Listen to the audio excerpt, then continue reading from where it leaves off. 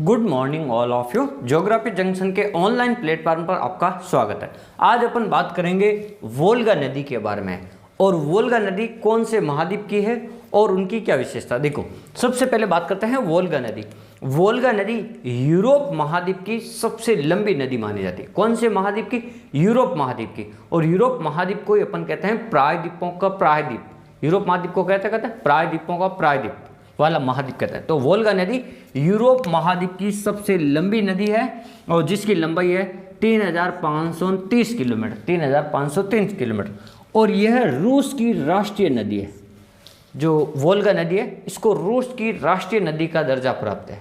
देखो, इसकी सहायक नदियां हैं कामा नदी और ओका नदी। क्या है? कामा नदी और ओका नदी इसकी सहायक नदियां हैं। और ये नदी देखो, ये पहाड़ी है वल्दई की पहाड़ी, वल्दई पर्वत या वल्दई की पहाड़ी, यहाँ से इसका क्या होता है? उद्गम होता है। और ये नदी कैस्पियन सागर में आके गिरती है। यानी इसका उद्गम स्थल वल्दई की पहाड़ी से और इसका समापन स्थान है कैस्पियन सागर। तो आपको ये ध्यान रखना, बसंत काल में इस नदी में, इस क्षेत्र में बारिश ज़्यादा होती है। तो इस नदी में बसंत काल में क्या भीषण बाढ़ आती है और इसके कारण कैस्पियन सागर के जल स्तर में क्या हो जाती है? वृद्धि हो जाती है। कैस्पियन सागर के क्या होता है? जल स्तर में बढ़ती। कौन से काल में? वसंत काल में। यहाँ पे वल्दई की पहाड़ियों में बाढ़ आती है, ज़्यादा बारिश होती है, तो यहाँ इस नदी में बाढ़ आती है और कैस्पियन सागर के जल स्तर में क्या होती है? वृद्धि हो जाती है।